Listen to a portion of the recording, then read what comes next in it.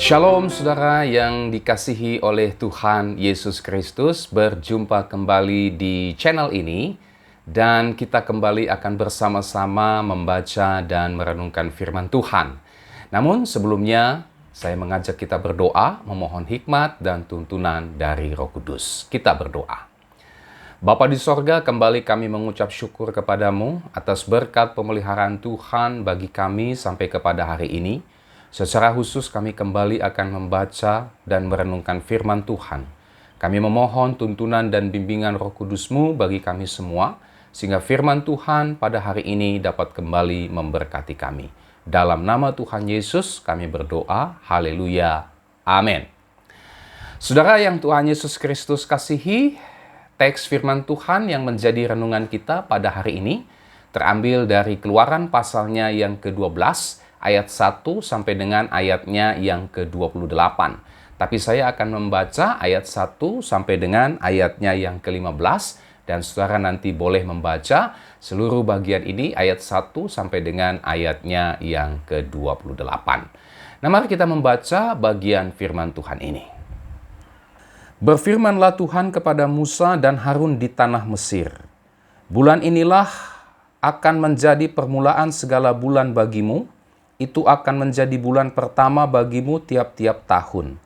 Katakanlah kepada segenap jemaah Israel, pada tanggal 10 bulan ini diambillah oleh masing-masing seekor anak domba menurut kaum keluarga, seekor anak domba untuk tiap-tiap rumah tangga.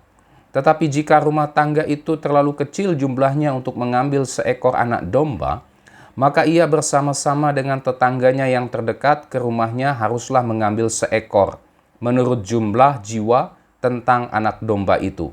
Kamu buatlah perkiraan menurut keperluan tiap-tiap orang. Anak dombamu itu harus jantan, tidak bercela, berumur setahun. Kamu boleh ambil domba atau kambing. Kamu harus mengurungnya sampai hari yang ke-14 bulan ini. Lalu seluruh jemaah Israel yang berkumpul harus menyembelihnya pada waktu senja. Kemudian dari darahnya haruslah diambil sedikit dan dibubuhkan pada kedua tiang pintu dan pada ambang atas, pada rumah-rumah di mana orang memakannya. Dagingnya harus dimakan mereka pada malam itu juga. Yang dipanggang mereka harus makan dengan roti yang tidak beragi, beserta sayur pahit. Janganlah kamu memakannya mentah atau direbus dalam air, hanya dipanggang di api, lengkap dengan kepalanya dan betisnya dan isi perutnya. Janganlah kamu tinggalkan apa-apa dari daging itu sampai pagi. Apa yang tinggal sampai pagi, kamu bakarlah habis dengan api. Dan beginilah kamu memakannya, pinggangmu berikat, kasut pada kakimu, dan tongkat di tanganmu. Buru-burulah kamu memakannya. Itulah Paskah bagi Tuhan. Sebab pada malam ini aku akan menjalani tanah Mesir, dan semua anak sulung dari anak manusia sampai anak binatang akan kubunuh, dan kepada semua Allah di Mesir akan kujatuhkan hukuman. Akulah Tuhan. Dan darah itu menjadi tanda bagimu pada rumah-rumah di mana kamu tinggal. Apabila aku melihat darah itu, maka aku akan lewat daripada kamu. Jadi tidak akan ada tulah kemusnahan di tengah-tengah kamu apabila aku menghukum tanah Mesir. Hari ini akan menjadi hari peringatan bagimu. Kamu harus merayakannya sebagai hari raya bagi Tuhan turun-temurun. Kamu harus merayakannya sebagai ketetapan untuk selamanya. Kamu makanlah roti yang tidak beragi 7 hari lamanya.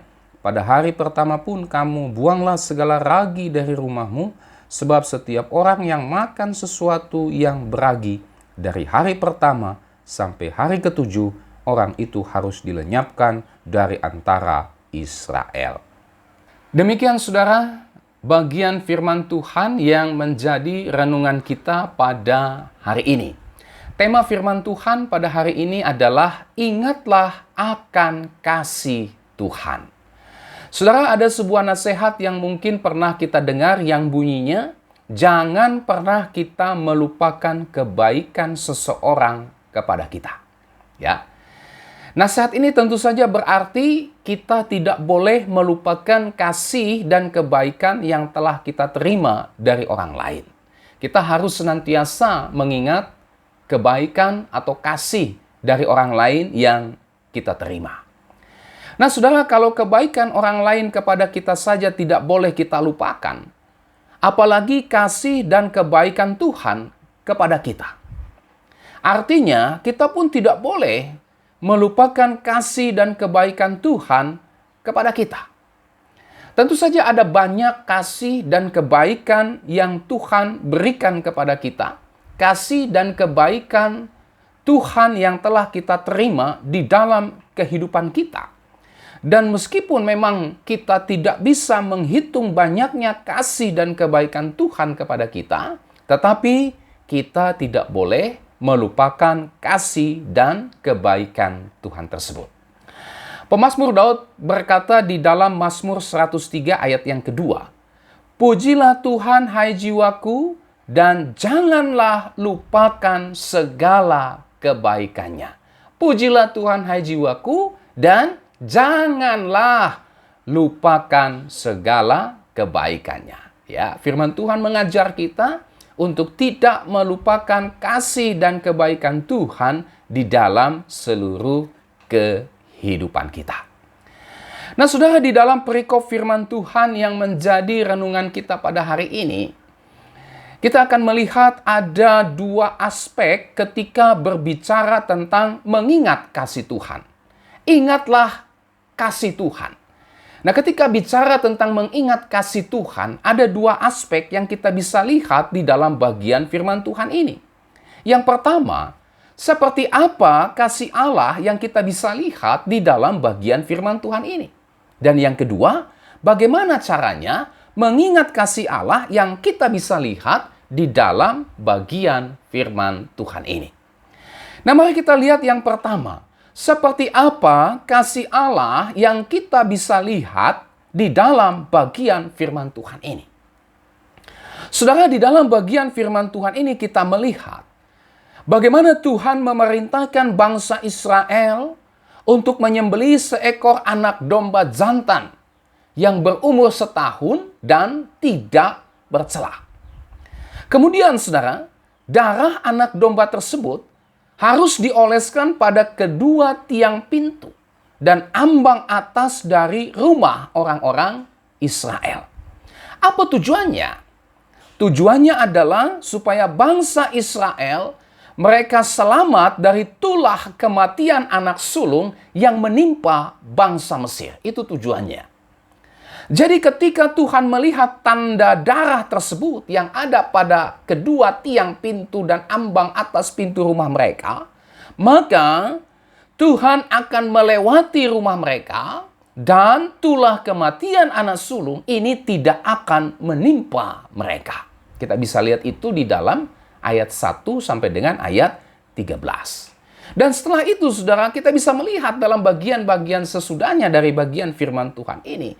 Kita melihat bukan hanya Tuhan meluputkan mereka dari tulah atau kutuk kematian anak sulung yang menimpa orang Mesir, tetapi Tuhan juga membawa orang Israel keluar dari perbudakan di Mesir. Ayat 29 sampai dengan ayatnya yang ke-42. Jadi, saudara, berdasarkan perikop firman Tuhan ini, kita bisa melihat apa sesungguhnya kasih Allah yang dinyatakan kepada bangsa Israel. Di dalam perikop firman Tuhan ini kita bisa melihat kasih Tuhan yang dinyatakan kepada orang Israel itulah menyelamatkan mereka dari kutuk. Menyelamatkan mereka dari tulah kematian anak sulung di Mesir dan sekaligus membebaskan mereka dari perbudakan di tanah Mesir. Inilah kasih Tuhan yang dinyatakan kepada umat Israel, membebaskan mereka dari kutuk kematian anak sulung di Mesir dan yang juga membebaskan mereka dari perbudakan di tanah Mesir. Ya, jadi sangat jelas seperti apa kasih Allah yang bisa kita lihat dalam bagian firman Tuhan ini, itulah melepaskan orang Israel dari kutuk kematian anak sulung dan membebaskan mereka dari perbudakan di tanah Mesir. Aspek yang kedua, saudara, bagaimana caranya mereka mengingat kasih Allah, ya, yang kita bisa lihat di dalam bagian firman Tuhan ini. Seperti apa mereka mengingat kasih Tuhan, ya, berdasarkan teks firman Tuhan ini. Nah, di dalam perikop firman Tuhan ini, saudara, secara khusus ayat 14, ayat 17, ayat 24, ayat 25 sampai dengan ayat 27, dan ayat 43 sampai dengan ayatnya yang ke-51, kita bisa melihat di mana Tuhan memberikan perintah kepada umat Israel agar peristiwa pembebasan mereka dari perbudakan di Mesir, peristiwa keluputan mereka dari kutuk kematian anak-anak sulung, itu dirayakan setiap tahun yang disebut dengan Hari Raya Paskah. Ya. Jadi Tuhan memerintahkan kepada orang Israel untuk mengingat kasih Allah yang telah mereka terima di tanah Mesir itu dengan sebuah perayaan yang disebut dengan perayaan Paskah. Apa itu Paskah? Saudara, istilah Paskah ini berasal dari bahasa Ibrani Pesak, yang artinya melewatkan, melewati, berjalan melewati. Maknanya apa? Maknanya adalah Tuhan melewati, Pesak itu tadi ya. Tuhan melewati rumah-rumah orang Israel yang pintu rumahnya telah dioles darah anak domba jantan yang tidak bercacat celah, sehingga mereka selamat dari tulah kematian anak sulung. Itu Paskah, Pesak. Tuhan melewati rumah-rumah orang Israel yang di dua tiang pintu dan di ambang atas pintunya ada tanda darah anak domba yang tak bercacat celah. Tuhan melewati sehingga umat Israel terbebas dari tulah kematian anak sulung. Nah, saudara, Tuhan memerintahkan supaya dalam perayaan Paskah tersebut, ya, mereka menyembelih seekor anak domba jantan yang tak bercela, yang kemudian diikuti dengan makan roti yang tidak beragi untuk memperingati kasih Allah tersebut kepada bangsa Israel yang telah membebaskan mereka dari kutuk, membebaskan mereka dari tulah kematian anak sulung, dan yang juga telah membebaskan mereka dari perbudakan di tanah Mesir. Jadi, berdasarkan perikop firman Tuhan ini kita melihat cara umat Israel untuk mengingat kasih Allah adalah mereka merayakan Paskah setiap tahunnya. Ya, cara ini saudara ditetapkan oleh Tuhan sendiri, luar biasa. Ya, Tuhan memerintahkan perayaan ini, perayaan Paskah ini. Ya, Tuhan sendiri yang memerintahkan, melembagakannya, saudara ya. Untuk apa? Untuk mengingat kasih Allah dalam hidup orang Israel, ya, yang telah mereka terima.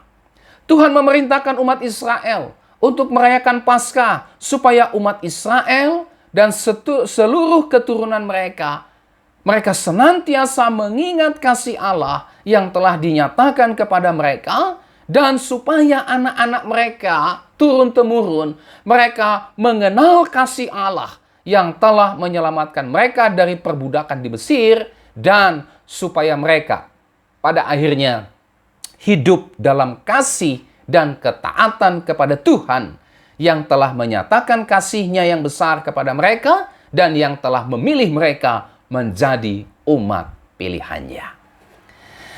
Nah, saudara yang Tuhan Yesus Kristus kasihi, inilah dua aspek yang bisa kita lihat dari bagian firman Tuhan ini ketika berbicara tentang ingatlah akan kasih Tuhan. Peristiwa Paskah adalah peristiwa di mana Allah menyatakan kasih-Nya kepada umat Israel dengan membebaskan mereka dari kutuk kematian anak sulung di Mesir, serta membebaskan mereka dari perbudakan di Mesir. Kasih Allah kepada bangsa Israel. Peristiwa Paskah ini harus diperingati setiap tahunnya oleh umat Israel supaya mereka dan anak cucu mereka serta seluruh keturunan mereka senantiasa mengingat kasih Allah kepada mereka, dan supaya mereka pada akhirnya hidup selaras dengan kehendak-Nya sebagai bentuk ucapan syukur dan juga bentuk atau ekspresi kasih mereka kepada Allah yang telah lebih dahulu menyatakan kasih-Nya kepada mereka. Nah, saudara yang Tuhan Yesus Kristus kasihi, kedua aspek yang tadi kita sudah lihat dari bagian firman Tuhan ini juga relevan dalam kehidupan kita sebagai orang yang percaya kepada Kristus. Ya. Sebagai orang yang beriman kepada Kristus, tentu saja kita telah merasakan kasih Allah yang besar kepada kita. Apa itu kasih Allah yang besar kepada kita? Itulah melepaskan saudara dan saya dari kuasa dosa, dari perbudakan dosa, dan juga melepaskan saudara dan saya dari kutuk dosa, maut, murka Allah, dan juga dari ikatan kuasa iblis, dan menjadikan kita sebagai umat kepunyaannya yang kudus. Ya. 1 Petrus 2 ayat 9 berkata, "Tetapi kamulah bangsa yang terpilih, imamat yang rajani, bangsa yang kudus, umat kepunyaan Allah sendiri, supaya kamu memberitakan perbuatan-perbuatan yang besar dari Dia yang telah memanggil kamu keluar dari kegelapan kepada terangnya yang ajaib." Menjadi umat kepunyaan Allah sendiri. Ya. Kita tidak lagi hidup di bawah perbudakan dosa, saudara. Kita juga tidak lagi berada di bawah kutuk dosa. Itulah murka Allah dan kematian kekal di neraka. Oleh karena Yesus Kristus telah membebaskan kita dari semuanya itu. Ya. Roma 8 ayatnya yang pertama berkata, "Demikianlah sekarang tidak ada penghukuman, ya, bagi mereka yang ada di dalam Kristus Yesus." Tidak ada penghukuman. Artinya, saudara dan saya dibebaskan dari murka Allah. Saudara dan saya dibebaskan dari kutuk akibat dosa. Saudara dan saya dibebaskan dari kematian kekal. Semua itu dilakukan oleh siapa? Oleh Yesus Kristus. Tidak ada penghukuman, tidak ada maut, tidak ada kutuk bagi mereka yang ada di dalam Kristus Yesus. Haleluya. Ya. Kita sekarang hidup dalam terang Allah. Efesus 5 ayat 8. "Memang dahulu kamu adalah kegelapan. Dahulu kamu adalah kegelapan. Tetapi sekarang, ya, kamu adalah terang di dalam Tuhan. Sebab itu hiduplah sebagai anak-anak terang." Ya. Tadi 1 Petrus 2 ayat 9 juga berkata, "Yang telah memanggil kamu keluar dari kegelapan kepada terangnya yang ajaib." Saudara dan saya tidak lagi berada di bawah kuasa kegelapan. Saudara dan saya sekarang ada di dalam terang dari Tuhan Yesus Kristus. Itu sebabnya kalau kita sudah ada di dalam terang Tuhan, maka hidup kita adalah hidup sebagai anak-anak terang. Ya. Kita juga, saudara, sekarang menjadi anak-anak Allah. Yohanes 1 ayat 12. "Tetapi semua orang yang menerimanya diberinya kuasa supaya menjadi anak-anak Allah, yaitu mereka yang percaya dalam namanya." Inilah kasih Allah. Menjadikan saudara dan saya anak-anak Allah. Itulah saudara dan saya yang percaya kepada Yesus Kristus. Ya. Saudara dan saya juga sekarang hidup bagi Allah. 2 Korintus 5 ayat 15. "Dan Kristus telah mati untuk semua orang, supaya mereka yang hidup tidak lagi hidup untuk dirinya sendiri, tetapi untuk Dia yang telah mati dan telah dibangkitkan untuk mereka." Tidak lagi hidup bagi diri kita sendiri. Kenapa? Karena kasih Allah sudah membebaskan kita dari kehidupan yang penuh dengan dosa, sekarang hidup bagi Kristus. Paulus menulis dalam Galatia 2 ayat 20. "Namun aku hidup, tetapi bukan lagi aku sendiri yang hidup, melainkan Kristus yang hidup di dalam aku. Dan hidupku yang kuhidupi sekarang di dalam daging, ya, adalah hidup oleh iman dalam Anak Allah yang telah mengasihi aku dan menyerahkan dirinya untuk aku." Ya. Paulus, dia merasakan kasih Allah yang luar biasa dalam hidupnya. Sehingga dia sekarang bukan lagi hidup untuk dirinya sendiri, tetapi hidup bagi Kristus. Hidup yang dijalaninya saat ini adalah hidup oleh iman dalam anak Allah yang telah mengasihi dia dan mati bagi dia. Ini juga berlaku bagi saudara dan saya. Ya. Nah, inilah saudara kasih Allah yang besar yang dicurahkannya kepada kita. Ya. Ini kasih Allah yang terbesar yang dicurahkannya kepada kita. Kita dibawa keluar dari kegelapan dan masuk dalam terang Allah. Sekarang kita menjadi anak-anak Allah, sekarang kita menjadi umat kepunyaan Allah, dan sekarang kita hidup dalam persekutuan kekal dengan Allah. Inilah kasih Allah yang besar yang telah dicurahkannya kepada kita. Nah, saudara, untuk memperingati kasih Allah yang telah kita terima tersebut, ya, ada berbagai macam cara yang bisa kita lakukan, ya, untuk memperingati kasih Allah. Kita tidak boleh lupa akan kasih Allah yang telah dinyatakannya kepada kita. Dan oleh sebab itu, penting bagi kita untuk memperingati, untuk mengingat kasih Allah yang besar itu di dalam kehidupan kita. Pertanyaannya, bagaimana caranya kita mengingat kasih Allah yang telah dicurahkan kepada kita? Banyak, saudara. Misalnya, dalam sakramen perjamuan kudus. Mengapa kita melakukan sakramen perjamuan kudus? Selain karena diperintahkan oleh Tuhan Yesus Kristus sendiri, tetapi juga sakramen perjamuan kudus ini mengingatkan kita, mengingatkan saudara dan saya akan apa? Akan kasih Allah yang dicurahkan kepada kita. Itulah mengutus Yesus Kristus mati bagi saudara dan saya, bangkit bagi saudara dan saya, sehingga saudara dan saya tidak lagi hidup dalam kegelapan dosa. Saudara dan saya sekarang hidup bagi Allah, menjadi anak-anak Allah. Inilah kasih Allah yang kita bisa peringati, yang kita bisa ingat melalui apa? Sakramen perjamuan kudus. Ya, sangat disayangkan saudara, sakramen perjamuan kudus telah banyak disimpangkan, ya. Telah banyak menyimpang dari apa yang dimaksud oleh Alkitab. Sakramen perjamuan kudus justru dipakai untuk sarana kesembuhan sakit penyakit jasmani.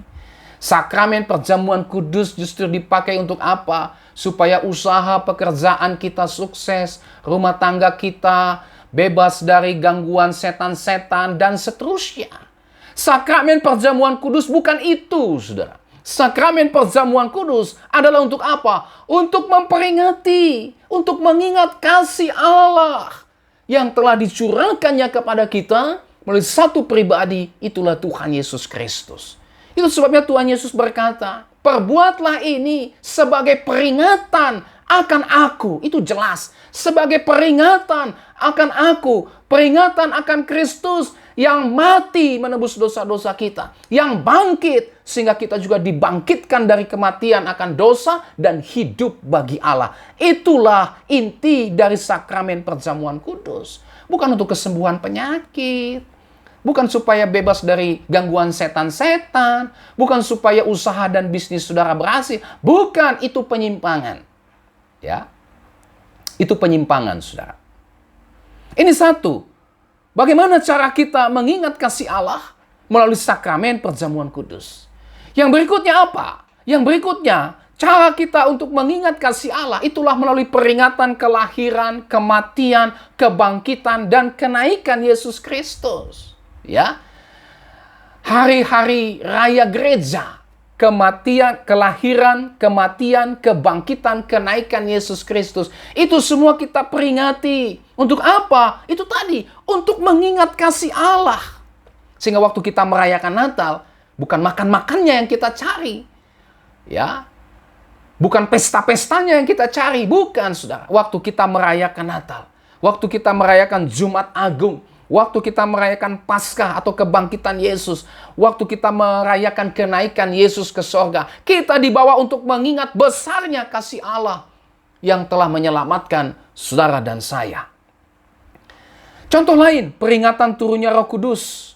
Yang kita kenal dengan hari Pentakosta. Roh Kudus diberikan sebagai meterai keselamatan kita. Ini juga peringatan akan kasih Allah.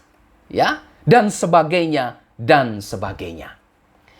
Nah, saudara, berbagai peringatan tersebut menolong kita untuk senantiasa mengingat kasih Allah yang telah dinyatakannya kepada kita. Tetapi saudara, tentu saja bukan hanya terbatas pada peringatan-peringatan yang tadi saya sudah sebutkan. Ya, mengingat kasih Allah bukan hanya terbatas pada sakramen perjamuan kudus, perayaan hari-hari besar gereja, bukan terbatas pada itu saja. Tetapi juga peringatan akan kasih Allah. Itu juga nampak dalam kehidupan praktis kita setiap hari. Yang diwujudkan dengan apa? Dalam doa. Mengapa kita berdoa? Salah satunya adalah karena kita mengingat kasih Allah. Ya. Yang berikutnya dalam ibadah. Mengapa kita pergi ibadah? Karena kita mengingat kasih Allah yang sudah menyelamatkan kita, maka kita datang beribadah, memuji, memuliakan Tuhan, mengucap syukur kepada Tuhan atas kasih-Nya yang telah dinyatakannya kepada kita melalui Yesus Kristus. Melalui apa lagi? Melalui ketaatan kepada firman Tuhan. Saudara dan saya taat kepada firman Tuhan, saudara dan saya mau melakukan firman Tuhan. Itu bukan karena terpaksa, tetapi karena ekspresi kasih kita kepada Allah yang sudah lebih dahulu menyatakan kasih-Nya kepada kita. Jadi kita taat firman Tuhan karena kasih Tuhan yang telah kita terima. Dan ini wujud kasih kita kepada Tuhan yang telah menyatakan kasih-Nya kepada kita. Ketaatan kepada firman Tuhan. Apalagi? Ketundukan kepada pimpinan Tuhan. Saudara dan saya tunduk kepada pimpinan Tuhan. Oleh karena Tuhan itu telah menyatakan kasih-Nya. Saudara tunduk kepada pimpinan Tuhan bukan seperti tunduk kepada bos, kepada atasan, bukan.